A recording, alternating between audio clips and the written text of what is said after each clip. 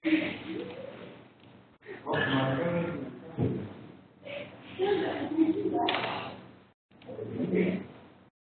semuanya, selamat sore ya. Selamat datang di acara webinar kita yang rutin kita laksanakan setiap hari Kamis. Selamat datang kepada Pak Fuad, Pak Made Martono, Pak Marojahan, Pak Muhammad Fahmi ya. Pak Marojahan bisa ini ya, segera mengaktifkan speakernya agar bisa mendengar suara saya. Oke, rule-nya seperti biasa ya. Untuk hari Kamis ini kita akan membahas mengenai edukasi, ya, edukasi. Dan rekan-rekan semua diharapkan untuk tidak menekan tombol mic berwarna oranye atau menekan tombol mic presenter ya. Karena nantinya akan mengganggu kenyamanan rekan-rekan semua dalam mendengarkan webinar ini. Mungkin itu saja pendahuluannya ya. Suara saya sudah cukup terdengar ya oleh rekan-rekan semuanya. Bisa direspon, suara saya terdengar? Cek 1, 2, 3, terdengar ya?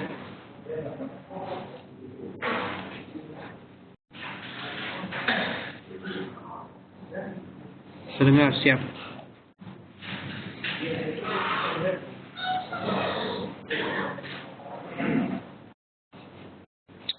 Oke, kita akan mulai saja webinar kita ya. Webinar kita pada hari ini akan membahas mengenai edukasi yang mungkin rekan-rekan semua agak sedikit boring mungkin ya mendengarkan webinar ini karena biasanya hal-hal yang berbau psikologi trading, yang berbau money management, yang berbau risk manajemen biasanya orang-orang agak kurang suka ya. Cuman sebetulnya hal-hal itu yang merupakan salah satu yang cukup penting termasuk money management ini ya. Money management kadang-kadang orang-orang lupakan padahal merupakan salah satu yang penting. Kalau misalnya kita cek aja ya melalui internet gitu. Orang-orang lebih populer aja ya, lebih populer melihat sistem trading, dan lebih mencari apa itu indikator, kegunaan indikator. Namun untuk pembahasan money management, untuk risk management dan psikologi trading biasanya itu kurang diperhatikan ya. Oke, untuk kali ini saya akan mungkin refresh ingatan rekan-rekan semuanya. Semoga bisa bermanfaat dan nanti jika ada pertanyaan bisa langsung tanyakan saja ya. Tanya di luar itu juga tidak apa-apa. Saya akan coba bantu jawab karena mungkin ini juga pembahasannya tidak akan terlalu banyak, tidak akan terlalu panjang. Jadi kalau rekan-rekan nanti ada mau bertanya mengenai hal yang lain bisa kita ini ya, bisa kita ngobrol-ngobrol aja lah artinya. Jadi jangan sungkan-sungkan, kita ngobrol-ngobrol saja untuk webinar pada hari ini. Cuman topiknya untuk hari ini kita akan membahas dulu tentang money management ya. Selamat datang juga kepada Pak Julian ya, sudah baru datang. Oke, kita akan langsung saja ke pembahasan ya, 4 kunci penting dalam money management. Sebenarnya ini istilah ya, istilah ada yang bukan istilah yang harus mungkin rekan-rekan kenali dalam money management gitu ya. Mungkin kalau misalnya rekan-rekan mempunyai sebuah perusahaan dan mengatur pembukuannya mungkin kan ada harus hal-hal yang perlu rekan-rekan perhatikan juga ya, seperti contoh mungkin pembukuan ini harus masuk account debit atau kredit mungkin kan kurang seperti itu. Lalu ada yang masuk buku account receivable apa, yang masuk pendapatan apa, mungkin diatur seperti itu. Dan ini juga mungkin ada beberapa istilah yang bisa dikatakan istilah yang ada dalam money management ya, dan semoga bisa bermanfaat untuk rekan-rekan semuanya ya. Langsung saja money management ya. Money management dari pengertiannya money management sendiri adalah ya, sebenarnya money management itu bisa dikatakan mirip dengan manajemen ya, dengan manajemen yang rekan-rekan mungkin dapatkan di bangku kuliah mungkin ya. Sekumpulan aturan cara planning yang terintegrasi dalam sebuah trading system mengenai bagaimana Anda mengontrol keuangan Anda selama bertrading. Ya. Jadi mirip-mirip sebenarnya dengan manajemen ya. dengan manajemen, arti manajemen pada umumnya. Jadi manajemen ini memang mengatur mengenai keuangan yang kadang-kadang orang-orang lupakan ya. Karena kalau misalnya dalam berbisnis, ibaratnya rekan-rekan semua dalam berbisnis ya, dalam menjalankan bisnis perlu mengatur keuangan rekan-rekan semuanya. Jika Anda memasukkan modal, berapa lama Anda mencapai PEP atau membalikan modal tersebut, berapa pengeluarannya ya, berapa estimasi pendapatan, itu perlu diperhatikan. Dan ini pun jika Anda menganggap dengan sebuah bisnis, harus memperhatikan hal-hal tersebut ya, harus memperhatikan hal tersebut.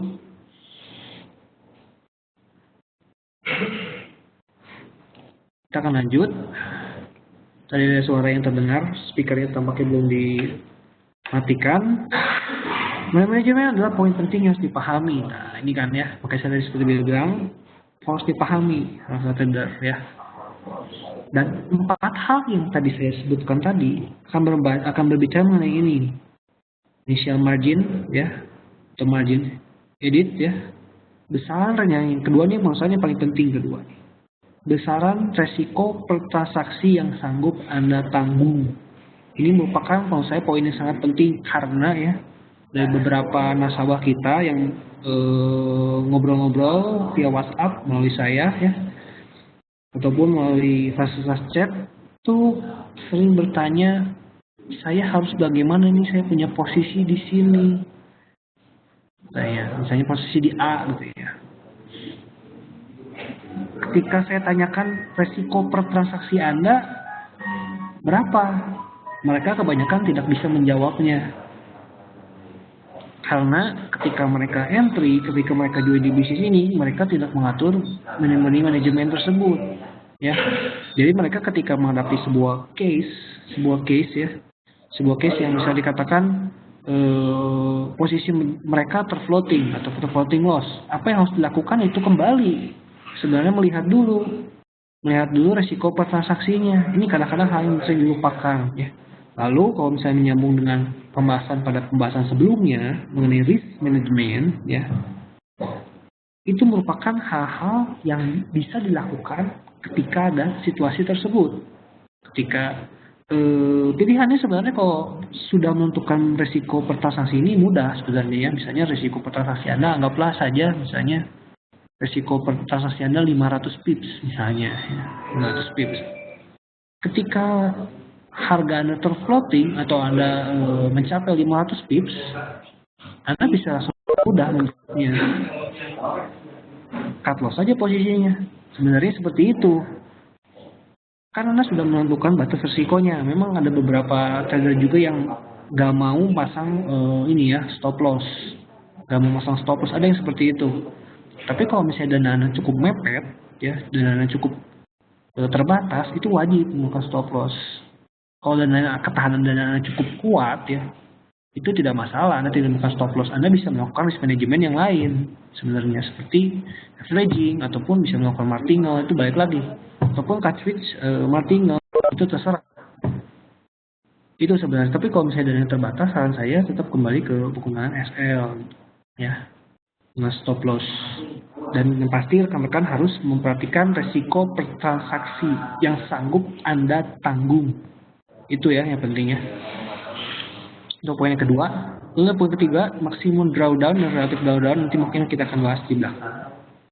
Ya, memang tidak terlalu penting sebenarnya ini yang ini. Yang pentingnya ini sebenarnya ya, kedua. Dan saya cermati yang cukup penting dari risk to reward ratio. Ini yang merupakan menurut saya hal yang bisa dikatakan cukup penting ya, itu penting saya. Jika sampai sini gimana rekan-rekan, ada yang ingin tanyakan atau lanjut dulu ya? Gimana nih, lanjut dulu aja, cukup mengerti sampai sini? Banyak rekan-rekan yang baru datang ya, Pak Fuad, Pak Jo, Pak Joni, Pak Muaf, Hadafi, Majas ya. Silakan jika ada yang kurang jelas. Penjelasan saya sampai saat ini cukup jelas atau membingungkan atau terlalu cepat, nggak apa-apa, ngobrol-ngobrol aja di sini. Jadi santai aja, santai, ngobrol-ngobrol ringan, silahkan.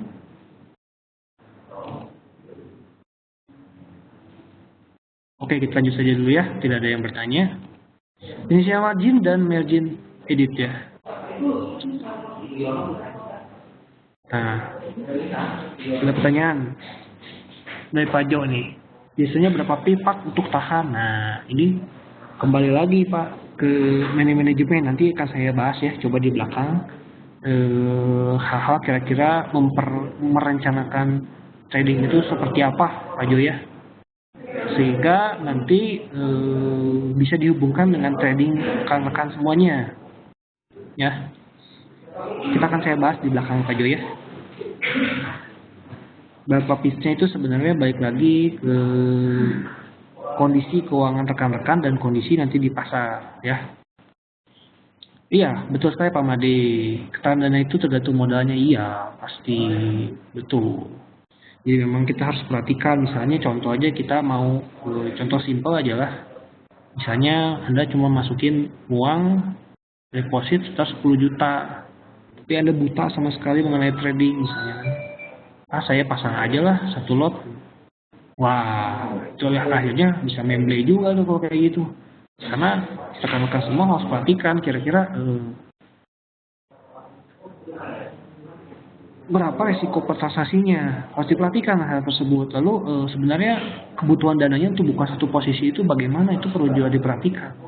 Itu kurang lebih hal-hal yang perlu diperhatikan ya. Nanti kita akan mungkin di belakang akan saya berikan contoh ya, di belakang akan berikan bayangan sehingga rekan-rekan mungkin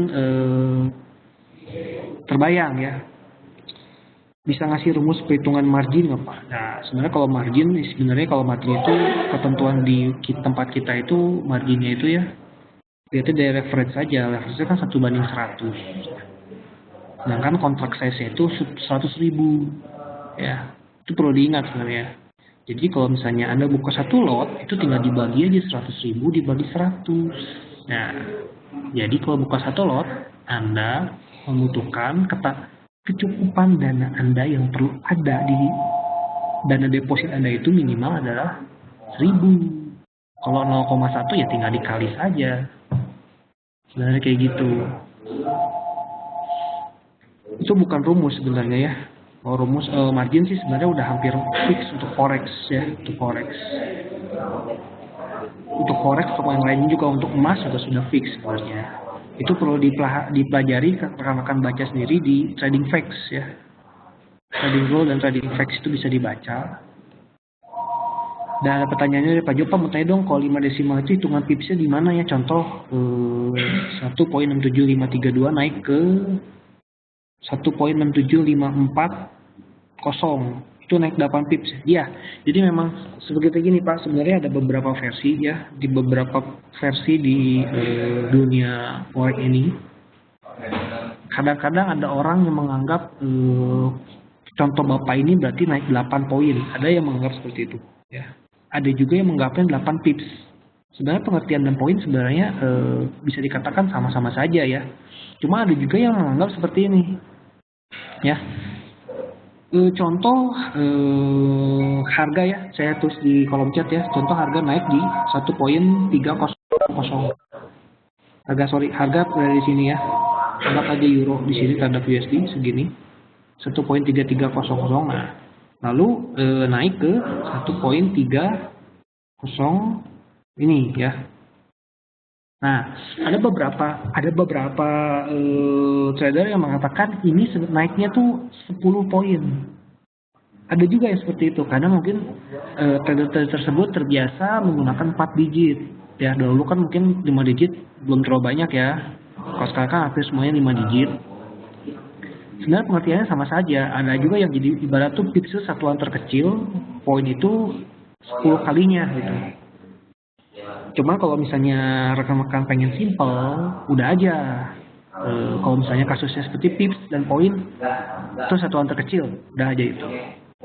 Ketika 5 digit, pokoknya naik seperti ini contoh tadi ya, dari 1.3000 ke 1.30100. Nah ini ya, itu naik 100 pip atau 100 poin. Itu mudahnya. Kalau enggak, rekan-rekan jika berdiskusi dengan teman-teman yang lain, ini untuk main untuk berapa desimal dulu dia belakang koma. Nah, perlu dipastikan dulu kalau misalnya desimalnya 5, langsung rekan-rekan tembak saja pips, jadi tidak pusing gitu. Karena memang ada beberapa pengertian yang seperti itu. Anggap seperti ini itu 10 poin ya. Sebenarnya sama saja sih ya. Itu aja dulu. Jadi dilihatnya nanti kalau misalnya rekan-rekan ada yang ngomong, saya naik nih, saya profit 10 poin. Nah ini 10 poin apa nih? 10 poinnya itu 4 digit atau 10 digit? Salah, atau 5 digit. Atau 5 digit. Nah itu perlu dipastikan dulu. Kalau misalnya 4 digit, berarti 100 pips untuk 5 digit. Benar nggak? Ya, kurang lebih seperti itu. Cukup jelas ya? Itu bingung nih. Nah, cukup jelas ya?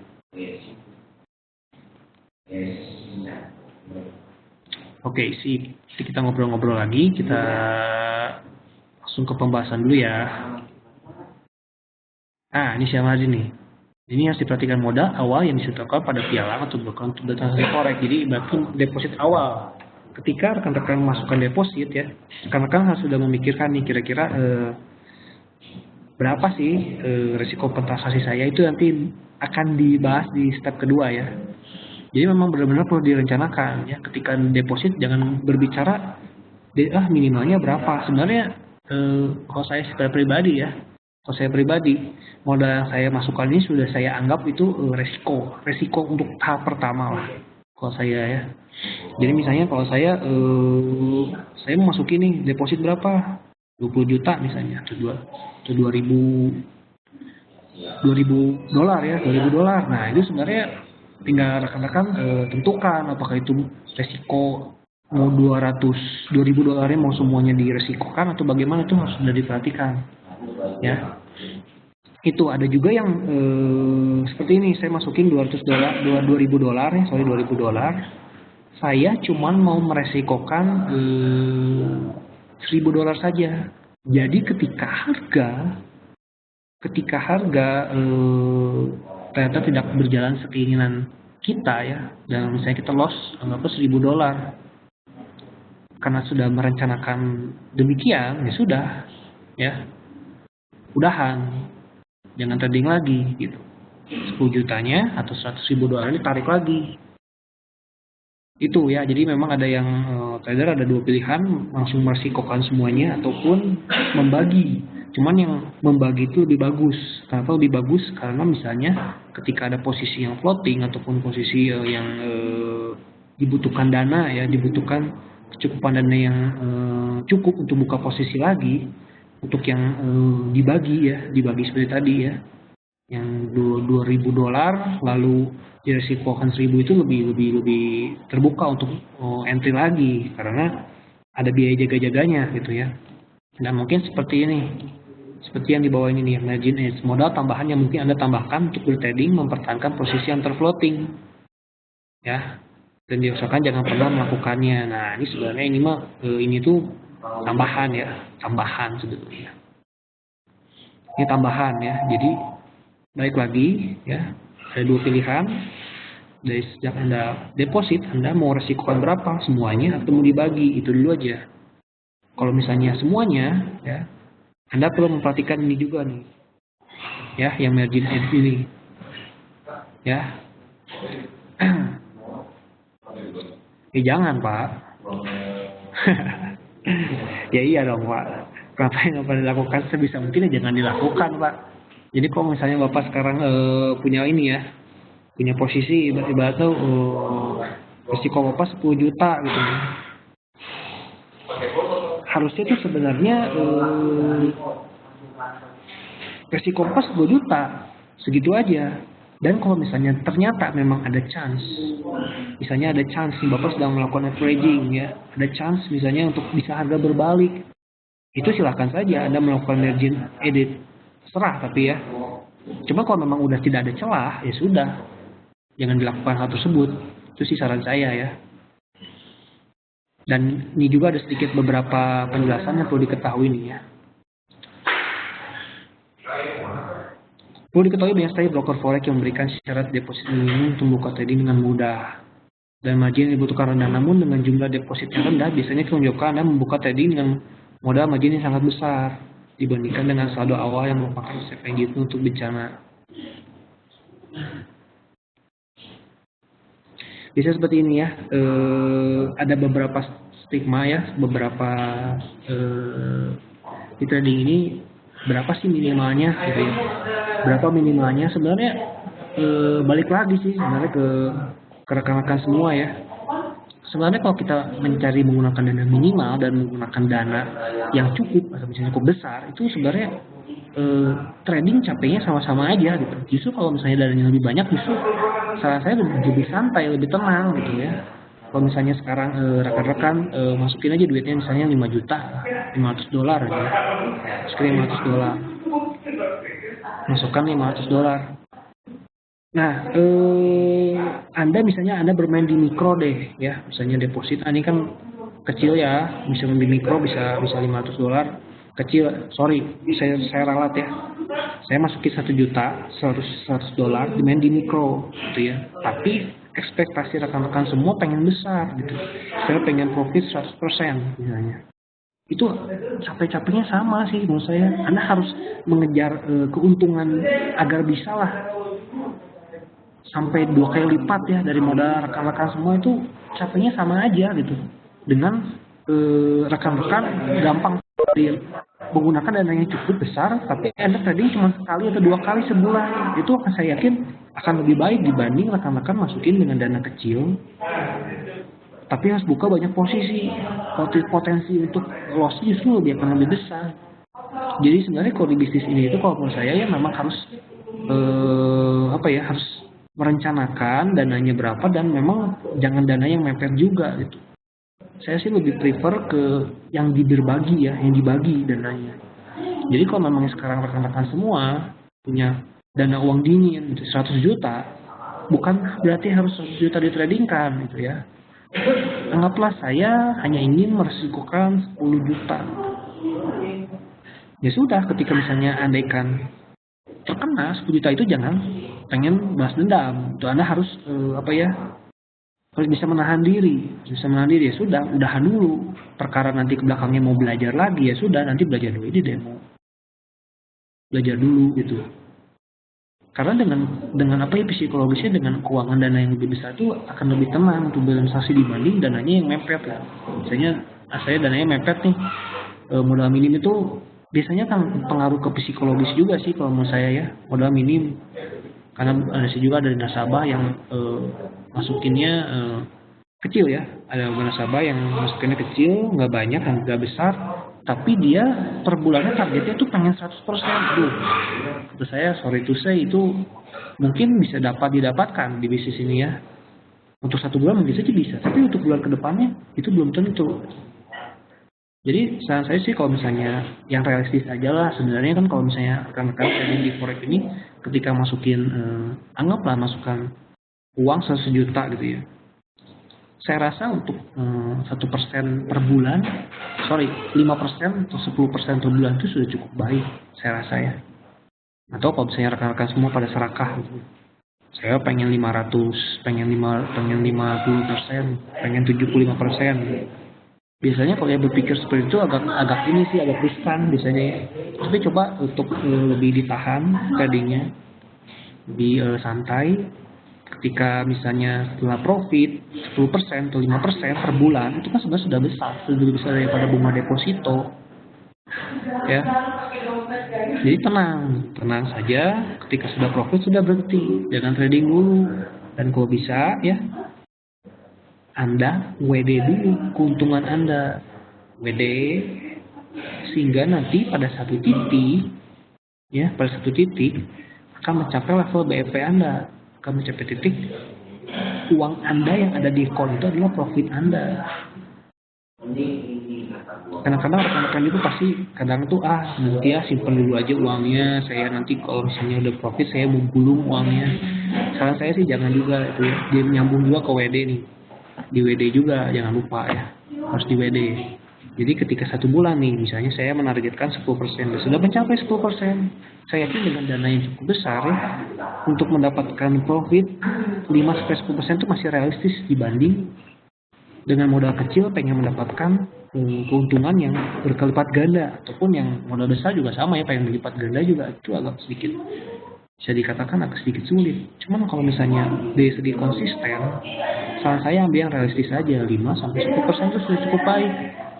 Ketika sudah profit, WD dulu profitnya ya, simpan uangnya yang masih ada, simpan, nanti profit lama-lama profit Anda itu akan tertarik, dan uang yang ada di trading Anda itu adalah hasil profit Anda. Dan perkara nanti sekarang itu hilang, itu masalah kedua lah, terserah gitu. Kalau ketika itu sudah semua profit Anda.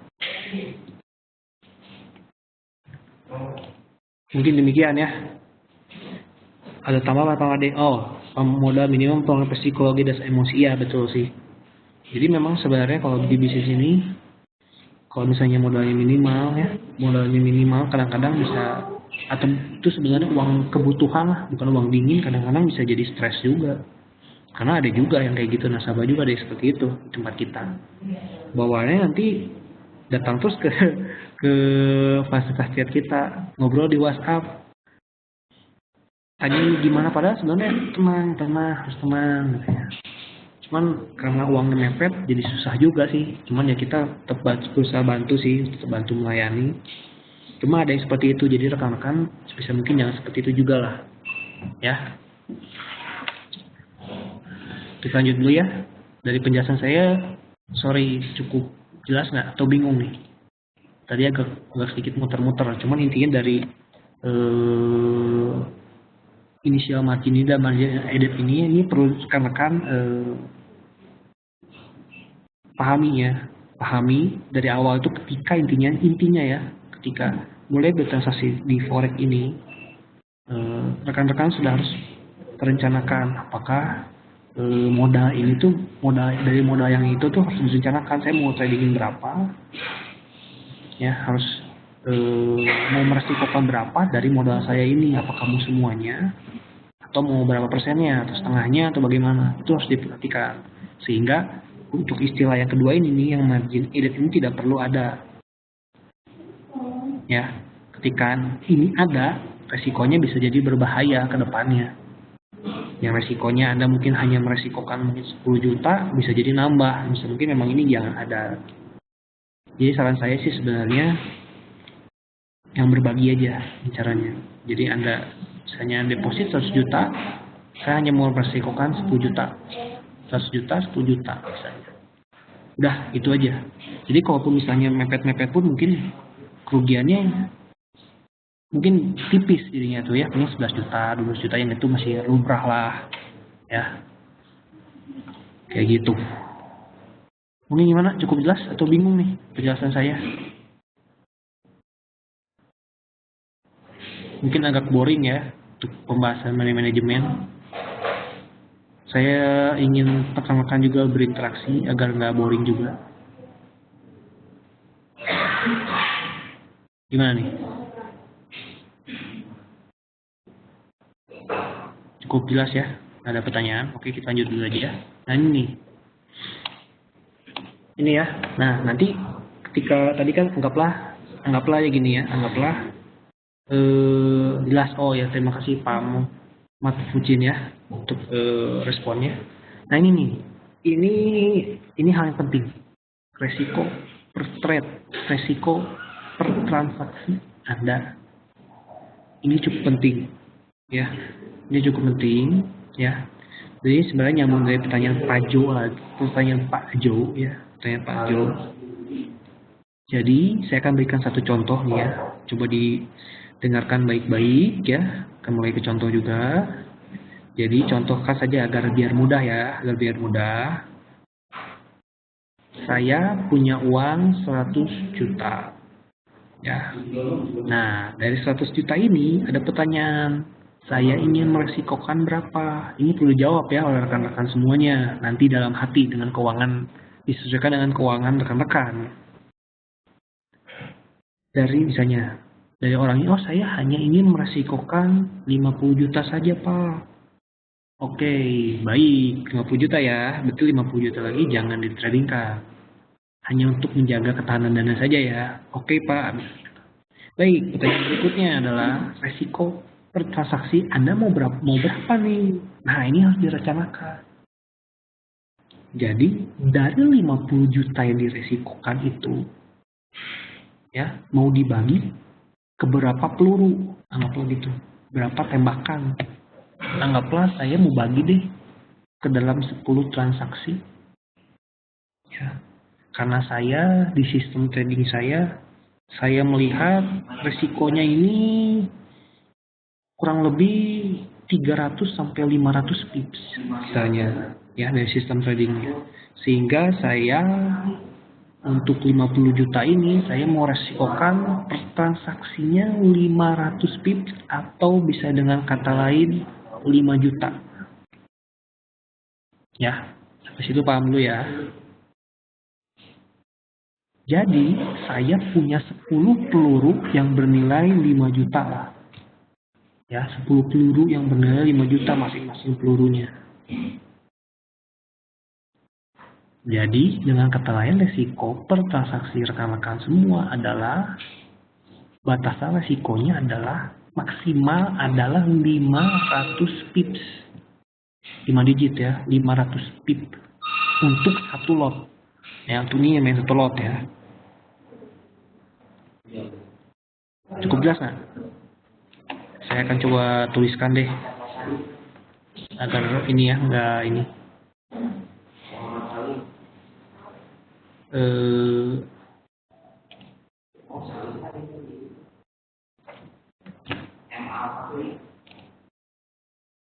Nih,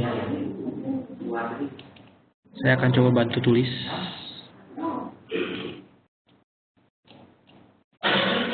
Modal, sorry, jangan ini. Modal, sorry, hapus dulu, push. Modal, anggaplah 10.000, atau enggak 100 juta. Saya hanya mau resikokan 500, ya, 5.000, sorry. Saya hanya mau resikokan 5.000 ya. Dari 5.000 ini mau dibagi ke berapa transaksi. Nah, ini hubungkannya dengan sistem trading rekan-rekan. Sistem trading. Nah, dari rekan-rekan trading semua, misalnya sudah punya sistem nih ya. Sistemnya ini adalah resikonya misalnya 500 pips ya. Ya kan, 500 pips. Kalau 500 pips ini jika Anda trading di forex, satu pipnya itu kan di forex itu adalah 10.000 ya, satu pip di forex 10.000. Jadi kalau misalnya sekarang 500 pip berarti kan 5 juta ya, benar kan? Ke situ jelas ya. Nah, berarti kan rekan-rekan dari 50 juta ini dengan resikonya 5 juta per transaksi atau 500 pips, berarti bisa melakukan 10 kali posisi, benar nggak? 10 kali posisi ya. 10 kali kan, 5 juta kali 10 kan 50 juta. Ya kan? Resiko per transaksinya ini 5 juta atau 500 pips. Bisa 10 kali posisi ya. Anggaplah itu dulu aja. Resikonya harus dibagi dulu ya. Nanti akan hubungannya ke belakang. Nanti saya akan jelaskan ke belakang. Jadi ada risk management. Sampai sini dulu aja ya. Intinya modal deposit Anda berapa yang mau diresikokan dari ini dari nomor 1 ini berapa ya. Lalu hubungkan dengan sistem trading kalian ya. Risikonya itu berapa rata-rata per transaksinya. Anggaplah 500 pip. Anggaplah 500 pip. Contoh ini ya, 500 pip. Nah, kalau dengan keuangan segini bisa 10 posisi kan. Nah, nanti ya bunganya nanti di belakang ada istilahnya itu risk risk to reward ratio hubungannya ya. Nanti ada hubungan risk to reward ratio, saya belum jelasin. Cuman nanti saya akan kok nggak saya jelasin dulu deh di sini sedikit ya. Risk to reward ratio itu sebenarnya intinya adalah resiko lebih kecil daripada target profit. Jadi contoh aja kan, tadi kan resikonya rekan-rekan 500 pip ya. Jadi sudah sampai sini sudah cukup jelas ya saya kira, sampai 10 posisi. Ya, anggaplah rekan-rekan trading ini ya, trading di ini 10 kali ini 5 kali win, 5 kali loss. Anggaplah seperti itu ya, 50% akurasi sistem trading harian. Setiap loss, ya kan? Setiap loss, ini kan resikonya 500 pip ya, setuju nggak? Tapi kalau misalnya yang win ini nih, diusahakan take profitnya itu harus lebih besar daripada resikonya. Ini kan resikonya 500 pips, berarti take profitnya itu harus lebih besar, 750 pips atau 1000 pips. Jadi ketika andaikan saja ini ya menang nih, ini kan menang 5 kali, ini loss 5 kali, ya. Anda di sini kehilangan uang 25 juta, tapi di sini jika take profitnya anggaplah 1000 pips, ya, anggaplah 1000 pips, Anda sudah dapat 50 juta. 50 juta dikurangin sama 25 juta ini, Anda masih profit 25 juta. Tangkap nggak? Nanti saya akan jelaskan risk reward ratio ya. Jadi intinya risk to reward ratio itu adalah potensi lossnya itu harus lebih kecil dengan potensi profitnya. Nanti saya akan coba jelaskan di belakang ya.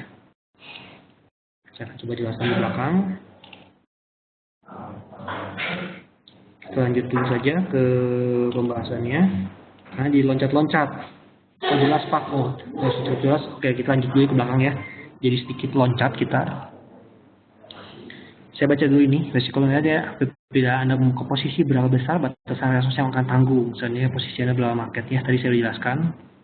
Ini kan, seperti saya ngomong lagi, resikonya keberkaitan dengan bagaimana membangun sebuah sistem trading. Nah, acuan guna menentukan stop loss dan jumlah lot yang ditransaksikan. Ya. Kesalahan yang paling sering ada sedikit quote. Yang sering dilakukan seringkali tidak mau bersedia mengatakan ketika keliru. Tidak mau mengakui kesalahan kita dengan menutup posisi yang loss. Biasanya tidak akan berharap pasar akan berbalik untuk berubah arah dan memberi keuntungan pada trader tersebut. Padahal sebenarnya loss itu adalah bagian dari trading. Ya, yang bagus itu adalah lossnya diminimalkan, tapi take profitnya dibesarkan. Itu yang bagus sebenarnya. Jangan nggak mau kalah, harus menerima kekalahan. Ya, ini saya akan menjelaskan maksimum drawdown dan relative drawdown ya. Saya akan jelaskan dulu deh paparannya ya. Nanti saya ulang lagi yang pemaparan yang tadi. Sorry jadi agak bingung ya. Mungkin kalau yang jadi loncat, pembahasan belum dibahas, sudah dibahas dulu. Intinya kalau maksimum drawdownnya tingkat kerugian maksimum yang bisa dialami. Ini nggak terlalu penting sebenarnya, cuman istilah saja ya. Saya lebih menekankan yang poin yang kedua, yang tadi yang risk to reward per transaksi dengan risk to reward ratio ya. Jadi relatif drawdownnya potensi kerugian yang mungkin terjadi secara berturut-turut. Ini sebenarnya hubungannya sama sistem trading sebenarnya ya, relatif drawdown ini. Ini perlu diuji sistem tradingnya. Sebenarnya kalau misalnya loss terus juga, kalau nanti akhirnya profit ya nggak apa-apa, cuma harus diuji dulu. Ya intinya itu sih. Ya sedikit ilustrasi ya, katakanlah kita memiliki sebuah sistem trading yang mampu memberikan akurasi profit 70% setiap bulan. Artinya potensi profit yang mungkin dihasilkan itu 70% ya. Sisanya 30% loss ya. Nah, pertanyaannya bagaimana jika kita mengalami lossnya dulu di awal dan baru profit di trade yang berikutnya ya. Nah, ini memang harus diperhatikan nih hubungannya sebenarnya dengan sistem trading. Yang ini sih penjelasannya. Jadi harus diperhatikan kalau memang benar-benar loss dulu ya nggak jadi masalah kalau sistem tradingnya sudah cukup baik. Sudah teruji ya, nggak jadi masalah, cuma rekan-rekan harus perhatikan juga jangan psikologisnya kena gitu. Namun yang hubungannya dengan ini nih, ketika misalnya Anda sudah loss 30 kali ya, Anggapan 30% sudah loss nih. Nah, yang loss 30% ya bisa nggak utang hasil lagi. Nah, itu harus diperhatikan sebenarnya. Ibaratnya kalau misalnya tadi sebenarnya saya sudah bisa menjawab sih. Sebenarnya kalau dari yang contoh yang tadi kita jawab tadi ya, sebenarnya kalau misalnya dana kitanya cukup banyak dan kita membagi resiko kita dengan yang tidak diresikokan, tadi kan 100 juta yang diresikokan cuma 50 juta ya. Kondisinya logikanya kalau misalnya nanti mau buka lagi posisi yang ini ya, mau buka posisi yang ini masih bisa buka ya. Kalau misalnya dibagi seperti tadi. Kalau misalnya dananya mepet, dananya anggaplah saya mau tradingin 100 juta deh. Lalu saya juga mau simpan 100 juta. Nah, ini ada potensi nih. Nanti nggak akan bisa buka posisi berikutnya. Itu sih mungkin hubungannya ya. Sebenarnya ada 3 solusi ini. Menurut rekan saya yang ini ya, yang bikin PowerPoint ini, ada 3 solusi. Tapi yang solusi pertama ini, menurut saya sih agak sedikit sulit nih. Mempelajari sistem trading Anda sehingga tidak jadi 30-30%, melainkan 90-10%. Nanti boleh saja sebenarnya, cuman ibaratnya untuk bisa mencapai sistem trading 70-30% sudah cukup baik. Apalagi kalau bisa diginiin lagi, bisa lebih tingkat lagi, silahkan. Cuma untuk butuh usaha yang keras. Nah, ini solusi kedua sebenarnya memperbesar modal, benar ya. Bisa ditambahkan jadi margin editnya ditambahkan. Itu jadi yang pengertian yang pertama tadi, jadi harus keluar uang ya dari yang margin edit tadi ya. Ini sebenarnya jadi memperbesar modal pengaruhnya. Yang ketiga memperkecil. Nah, ini sebenarnya yang paling enak, ini memperkecil loss per transaksi Anda. Ini yang paling enak nih sebenarnya ya, memperkecil loss per transaksi Anda. Dan ini hubungannya dengan risk to reward ratio. Nah, ini saya bilang ya, risk to reward ratio salah satu meningkatkan peluang keuntungan dengan cara melakukan transaksi. Ketika potensi keuntungan lebih besar dengan daripada resikonya.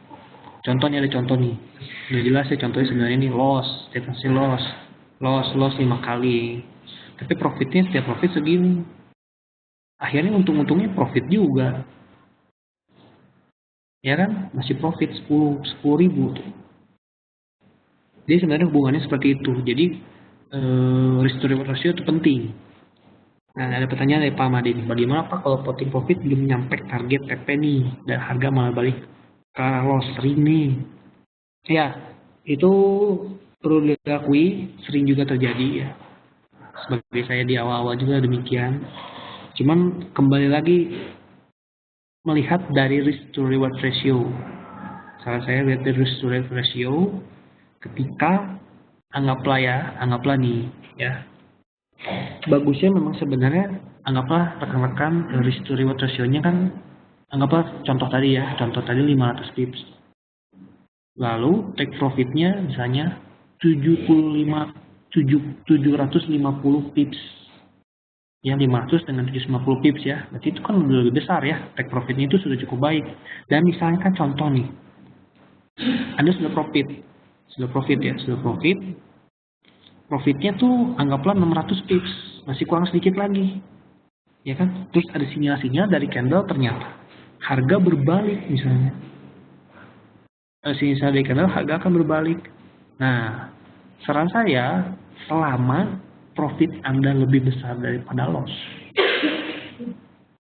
ikut silakan saja. Jadi soal. Namun kalau saya pribadi, kalau sistemnya sudah teruji ya, seperti contoh tadi nih, sistemnya sudah teruji, kalau mau dibiarkan juga tidak akan jadi soal. Anggaplah tadi kan udah profit terus langsung loss, anggaplah loss kena yang ini nih. Ya, kena yang 1000 ini anggap. Tapi kalau nanti di kesempatan berikutnya ternyata mencapai target profit, ya sudah, biarkan saja. Jadi untuk jawaban Pak Made ini ada 2 pilihan sebenarnya. Bisa tutup posisinya ketika memang resikonya ini, profitnya ini sudah melebihi resikonya, atau dibiarkan saja. Jadi memang sebenarnya kuncinya itu benar-benar berapa ya, seperti rantai ya. Sistem trading ini benar-benar berhubungan dengan money management juga. Jadi kalau misalnya rekan-rekan punya sistem trading tapi tidak bisa membahas, tidak memperhatikan money management, itu kurang baik juga. Jadi sistem trading suatu sistem yang bisa dikatakan anggaplah profit terus, ya. Anggaplah profit terus. Ada yang seperti itu sistem trading. Saya lupa di mana ya, trading di emas katanya kalau nggak salah. Kalau pagi-pagi itu dua poin emas itu pasti kena katanya. Katanya seperti itu. Pasang aja berapa posisi buy kan kalau nggak salah itu ya. Tapi kan kalau secara money management sebenarnya itu kurang baik gitu. Profit, oke, seminggu profit, oke lah. Tapi ketika satu kali loss bisa makan semua profitnya, itu juga kurang bagus. Jadi harus bisa dirancang resikonya itu sebisa mungkin kecil, take profitnya besar.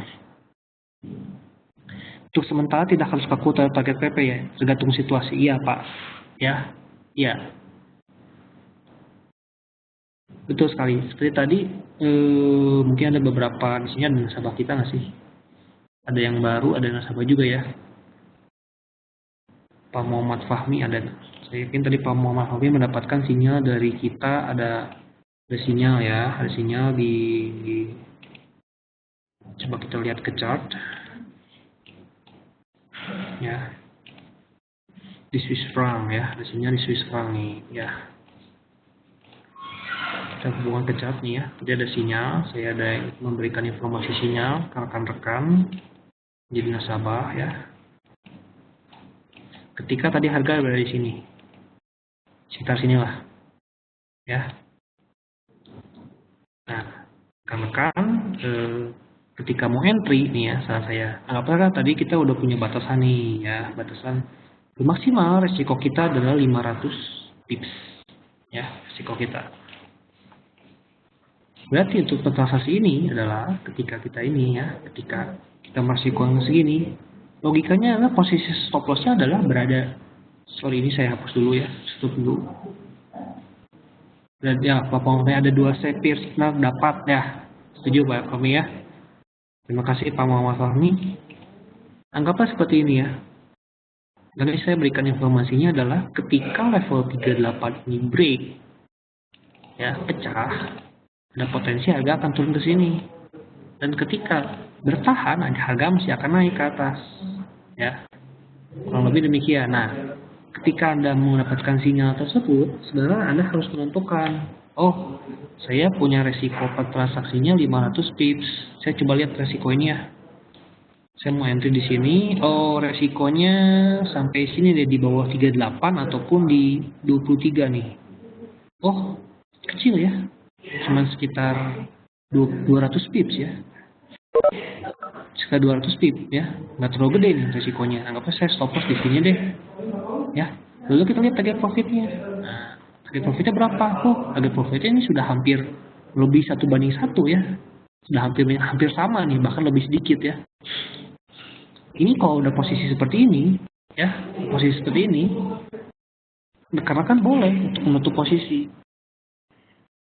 Boleh. Kalau rekan-rekan tetap mau menunggu sampai target profitnya sampai di sini, sampai lebih besar lagi, anggaplah dari sini kan, resikonya anggap sekitar 200 pips, 200, anggaplah sampai sini nih, ya, sampai sini, sampai sekitar 350 pips ya, ini nggak apa-apa, silakan. Dan kalau misalnya melihat dari sinyal candle seperti ini, masih ada peluang nih, masih nyampe ini, ya ada peluang, itu tidak masalah gitu. Minimal kalau saran saya sih ya, tetap resiko ini harus lebih kecil dibanding pada profit. Itu ya. Jadi ketika misalnya satu case ditemukan, anggaplah ditemukan ada peluang bagus nih. Wah, peluang bagus banget nih. Tapi ternyata anggap contoh aja ya, contoh. Resikonya ternyata ini ya, anggaplah contoh resikonya itu besar, misalnya 700 pips misalnya. Ada potensi pola harga misalnya. Potensinya 700 pips. Nah, ini kalau ada kondisi kayak gitu ya, jangan entry. Jangan entry. Jadi ini saya kasih peluang nih. Ada peluang untuk rekan-rekan di sini ya, ada peluang. Oke. Lalu rekan-rekan cek resikonya di mana ya? Resikonya anggaplah resikonya tadi kan di sini ya. Kalau tembus ini kan ke bawah nih ya. Anggaplah saya itu resikonya dari sini. Contoh aja misalnya ke sini. Oh, resikonya misalnya besar sekali ya. Ya, besar sekali. Jangan entry. Jadi tetap kita kasih peluang nih, rekan-rekan juga harus bisa filter juga gitu. Kita kasih peluang rekan-rekan juga harus filter juga, disesuaikan dengan manajemen keuangan Anda. Bagi orang yang modalnya besar, mungkin misalnya contoh tadi, resikonya 700 pip mungkin kecil, tapi kan ketika dananya mepet, resikonya besar. 700 pip itu besar gitu kan. Itu dilematis, saya yakin dilematis. Dan saran saya, jangan entry untuk yang modalnya mepet. Tunggu yang resikonya sesuai dengan manajemen rekan-rekan yang sudah direncanakan. Seperti itu. Ya. Jadi kalau ini hubungannya sama yang data yang kita sering broadcast untuk sinyal. Jadi kalau memang yang untuk sinyal resiko per transaksinya tidak cocok dengan keuangan rekan-rekan, jangan entry. Misalnya rekan-rekan sudah punya resiko per transaksinya 300 pips misalnya, atau 200 pips. Misalnya ternyata sinyal diberikan oleh Forex EMF ya, resikonya ada 500 pips. Ya jangan entry. Itu sih. Tunggu peluang lain karena harus sabar di sini. Jangan nggak sabar. Kalau tangan gatal malah jadi negatif akhirnya, loss juga. Jadi sebenarnya kalau kondisi yang seperti ini resikonya kan 38 ya sebenarnya. Cuman saran saya selalu dilebihkan. Minimal di sini ataupun di bawah 23. Ya, minimal di sini ataupun di bawahnya dilebihkan. Risiko dalam kasus seperti ini. Jangan menyimpan resiko terlalu ini ya, terlalu mepet saya resikonya di sini aja deh, di 38,2 di sini. Jangan juga. Dilebihin, takutnya itu ya ada gerakan sapuan. Seperti kemarin rekan saya di sini ada yang tersapu nih, emosi juga sih sebenarnya kalau kayak gitu. Sebagai contoh di sini ya, nih. Saya akan kasih contoh nih. Memang kadang-kadang suka sebel juga nih harga ya. Contoh di sini. Kemarin ada rekan saya di sini, saya suruh di sini nih beli nih. Ini kan sebenarnya kalau logikanya dia lagi turun. Lalu di sini ada candle yang bisa dikatakan candle ini adalah memberikan perlawanan yang sangat, ya kan? Saya zoom. Ya candle ini kan turun lalu dilawan lagi, ya kan? Sebenarnya kalau misalnya sekarang risikonya mepet, misalnya, saya risiko cuma ini ya, saya cuma pasang stop loss saya di sini aja lah, biarin lah, kecil aja nih, nggak apa-apa. Sebenarnya rekan-rekan masih punya space untuk resiko rekan-rekan, misalnya risiko rekan-rekan anggaplah 500 pips ya contoh ya. Terus ini kecil, misalnya saya entry di sini ya. Oh ini kecil banget. Udahlah nggak apa-apa lah, 200 pip aja lah. 150 pip aja lah. Pelit, kopet ya. Padahal sebaiknya kalau amannya diperbesar lagi, kan resiko per transaksi rekan-rekan semua memang besar, bisa jadi 500 pips. Diperbesarin, misalnya 300 lah. Apa nih 300 deh. Udah naik, ternyata kejemput dulu, kurang ajar nih, ada pret. Nah, baru naik ke atas, kurang asem kan. Jadi memang sebenarnya jangan kopet-kopet juga ya sebenarnya ya, disesuaikan dengan disesuaikan dengan keuangan rekan-rekan juga sebenarnya. Jadi kalau misalnya kasus ini juga jangan mepet-mepet banget. Kalau tadi transaksinya rekan-rekan 500 pip misalnya ya nggak apa-apa lah, lumrah lah 300 pips di sini, nggak jadi soal dong. Ya, kalau nggak 22 sebenarnya 25 pips juga masih cukup di sini. Ya, dengan pelit-pelit banget lah. Juga kan udah profitnya juga udah lebih tuh. Ya, 300 pips. Gitu mungkin ya.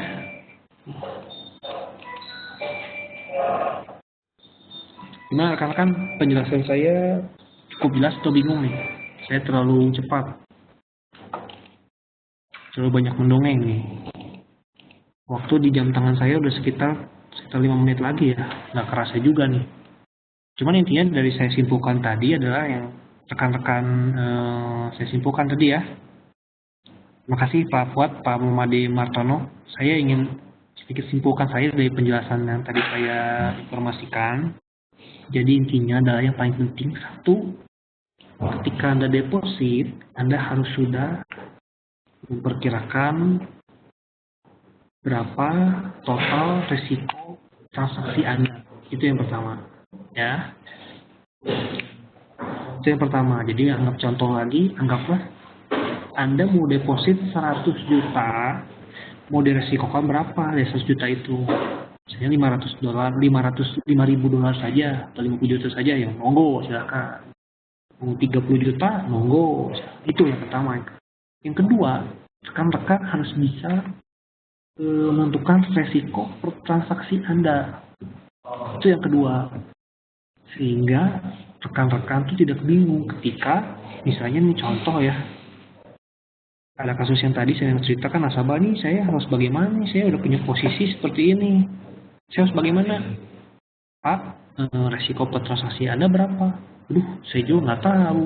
Saya nggak pasang stop loss. Nah, pasti akan ada kasus seperti itu. Cuma kalau misalnya sekarang rekan-rekan sudah menentukan risk per transaksi Anda bisa langsung menjawab sendiri. Oh, ini sudah melebihi resiko per transaksi saya.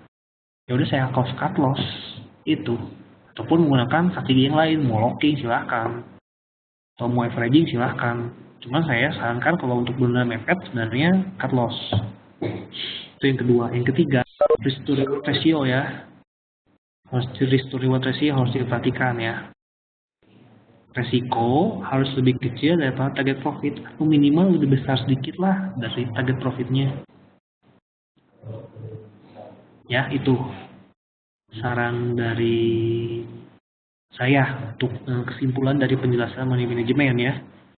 Rekan-rekan juga sebaiknya mempelajari juga risk management ya, karena ini bagian dari money management juga, tolong dipelajari juga ya, tolong dipelajari juga.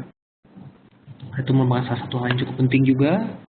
Dan psikologi trading ya, mungkin bosan tapi teori, tapi penting juga ya. Mungkin demikian ya. Silakan jika ada pertanyaan yang kurang jelas. Ada waktu sekitar 2-3 menit lagi, nggak apa-apa, tanya apapun silakan. Dan saya akan sambil menunggu, saya ingin informasikan ke rekan-rekan semuanya ya. Di kita ada 2 produk, regular dan parsial. Kalau yang parsial itu minimal lotnya 0,1, minimum depositnya 5 juta. Ya, dan ada regular 50 juta, minimum lotnya 1 lot. Tuh. Lalu saya ingin rekan-rekan nanti kalau misalnya nanti ada yang kurang jelas ya, mau tanya lagi, ngobrol-ngobrol, bisa langsung ke sini ya, ke live chat ya. Di website ada live chat nih, klik aja, klik keluar seperti ini. Mau tanya produk nanya produk ke sini. Kalau mau ngobrol sama kita ke market analyst silahkan. Kalau mau WD atau deposit silahkan. Semua support yang ini. Oh ya, lagi sorry. Keempat nih, tadi kan 3 ya, lagi keempat. Jangan lupa withdraw. Ya, jangan lupa withdraw. Itu yang paling penting. Keempat, jangan lupa withdraw. Ketika profit, tarik uang Anda. Profit, tarik uang Anda. Jangan malas-malas WD. Ya, itu yang keempat. Itu. Karena kalau malas WD nanti akan negatif biasanya, ya. Dan terakhir dulu sebelum saya menjawab pertanyaan Pak Khalid, ya. Pertanyaan Pak Khalid nih ya. Ini kita ada webinar lagi untuk nasabah, nanti ada 4 November Desember. Trading bareng ya, biasanya ini ada ngobrol-ngobrol tentang payroll, lalu juga ada tips kayaknya sama saya lagi nih. Payroll ya. Lalu ada tips cermat candlestick nih ya. Jadi saya akan memberikan tips, ini juga kayaknya saya lagi akan memberikan tips rekan-rekan agar tidak perlu menghafal candle ya. Semoga bisa bermanfaat kalau bisa jadi nasabah. Dan ini ini adalah di bawahnya yang regular ya. Nanti kita ketemu lagi mungkin hari ini ya, hari Senin. Mungkin rekan saya yang akan membawakannya. Senin ya, kabar pasar sepekan. Tanya ke Pak Khalid nih, berapa ketahanan poin aman untuk trade? Ya, seperti tadi sebenarnya sudah dijelaskan. Ya.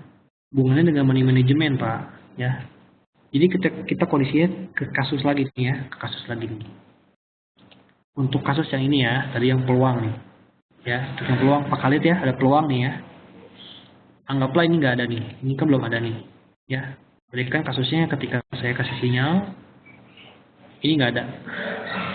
Ini nggak ada ya, candle ini, 3 candle ini nggak ada. Ya, pivot table ini nggak ada.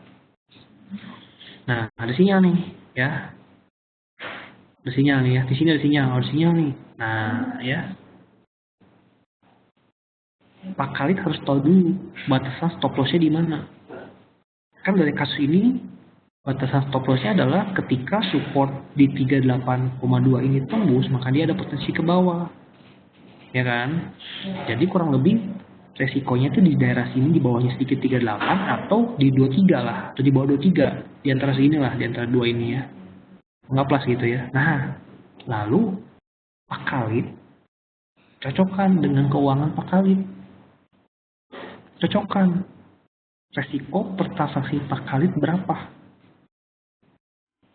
Resiko transaksi Pak Khalid berapa? Misalnya resiko transaksi, anggap aja contoh ya, resiko Pak Khalid ternyata misalnya cuman, anggaplah resiko Pak Khalid hanya 100 pips misalnya. Ya, anggapnya misalnya hanya 100 pips contoh.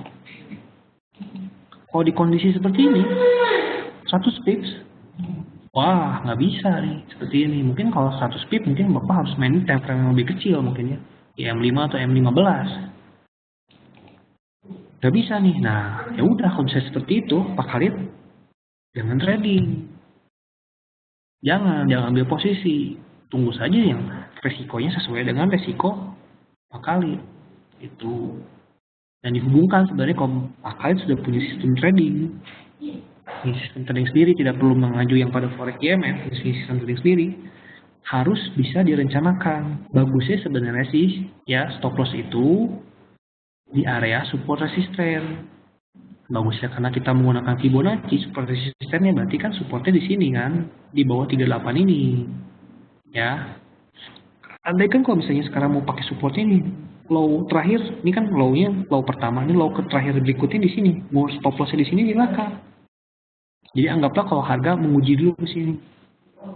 Harga menguji dulu ke sini gitu ya. Tapi kan ketika stop loss di sini ya sudah belum terkena. Gitu. Stop loss ini belum terkena. Silahkan, pokoknya intinya adalah ketika menentukan SL dihubungkan dengan manajemen Pak Khalid, kurang lebih seperti itu. Cukup jelas nggak Pak Khalid? Itu bingung. Ada pertanyaan pada Pak, kalau trailing stop cocoknya sama MM apa ya? Cukup jelas ya, terima kasih Pak Khalid. Pada Pak, kalau trailing stop itu cocoknya sama MM apa ya? Sebenarnya kalau trailing stop ini kembali lagi ya. Kalau saran saya sih sebenarnya trailing stop ini bisa dikatakan baik, bagus. Pertanyaan bagus ya pada sebenarnya. Bisa dikatakan bagus, bisa dikatakan tidak. Ya, bisa dikatakan bagus, bisa dikatakan tidak. Misalnya contoh lah di kasus ini ya, di kasus contoh. Saya pasang trailing stop deh ya. Saya pasang trailing stop ya. Ternyata harga berbalik misalnya. Contohnya mau berbalik ya. Berbalik short, trailing stop misalnya. Anda profit kecil. Ya, Anda profit kecil. Contohnya seperti itu ya. Anda profit kecil. Dan berikutnya Anda terus tetap melakukan trailing stop. Anda profit terus. Trailing stop. Tapi ternyata pada kenyataannya ketika satu titik loss juga dan profit Anda termakan. Itu trailing stopnya bisa dikatakan kurang bijaksana menggunakan trailing stop. Sebenarnya kalau trailing stop ini baiknya ke rekan-rekan ya. Kalau saya sendiri pribadi saya nggak pernah pakai trailing stop ya, nggak pernah pakai trailing stop. Cuma kalau misalnya trailing stop itu bisa jadi ibarat itu bisa jadi keuntungan, bisa jadi kerugian juga sebenarnya. Cuma kalau memang dihubungkan sama money management ya, dihubungkan sama money management nih. Contoh aja misalnya gini ya. Anggaplah resiko rekan-rekan 500 pips. Lalu Anda sudah profit 500 pips ya. Dan harga terus bergerak, misalnya profit 750 pips misalnya ya, sudah profit 750 pips. Anda target profitnya misalnya 2/1. Jadi 1/2. Jadi lossnya 1, profitnya 2. Jadi kan profitnya adalah harus 1000 pips ya. Nah, kalau misalnya kondisi seperti ini Anda menggunakan trailing stop silahkan. Minimal di keuntungan di 500 pipsnya. Atau nggak lebih dikit lah 600 pipsnya, itu silahkan Pak Dafa. Jadi perkara nanti kena trailing stopnya, ya sudah, Anda kan masih profitnya lebih besar daripada resiko gitu. Jadi sebenarnya kalau trailing stop ini mungkin lebih berguna sebenarnya untuk yang target profitnya cukup besar ya. Kalau saya pantau ya, saya perhatikan. Cuma memang kalau digunakan ini ya, digunakan untuk ambil profit kecil-kecil, oke lah, mungkin saya yakin ya, kalau di sini coba trailing stop, dicobain ya, saya yakin profit banyak loh. Persentasenya tinggi, 90%, tapi ketika loss, bisa jadi uang profitnya kemakan semua. Mungkin itu ya, penggunaan trailing stop yang tepat, satu, seperti tadi. Kedua, mungkin kalau misalnya Anda yang kedua, Anda tadi mau berspekulasi, Anda silahkan menggunakan trailing stop. Gitu. Kalau memang spekulasi kan, intinya profit syukur, nggak profit ya udah gitu. Silahkan menggunakan trailing stop. Gitu. Mungkin itu sih untuk trailing stop ya. Semoga bisa menjawab pertanyaan Pak Dava dan oke, waktu juga sudah menunjukkan pukul 4:30 lebih ya. Wah, kayaknya harus berpisah nih. Mohon maaf ya kalau misalnya ada penjelasan yang kurang jelas atau yang bingungkan. Nanti rekan-rekan bisa langsung tanya aja di chat ya. Tanya saja di chat. Kita jumpa lagi di webinar berikutnya. Mohon maaf ya kalau ada salah-salah kata. Kita jumpa lagi di webinar berikutnya. Terima kasih atas kehadiran semuanya kepada Pak Dava, Pak Fuad, Pak Jajang Nurjaman, Jajang Nurjaman, pemain bola nih. Pak Jo, Pak Joni, Pak Julian, Pak Kait, Pak Made Martono, Pak Mario, Pak Marojahan, Pak Muhammad Kadafi, Bu Kita Fasa, dan Bu Feni ya. Terima kasih semuanya atas kedatangannya. Kita jumpa lagi di webinar berikutnya. Semoga informasi yang tadi saya informasikan tadi bisa berguna untuk rekan-rekan semuanya. Oke, sampai jumpa. Selamat sore dan salam profit ya. Jangan lupa pasang stop loss.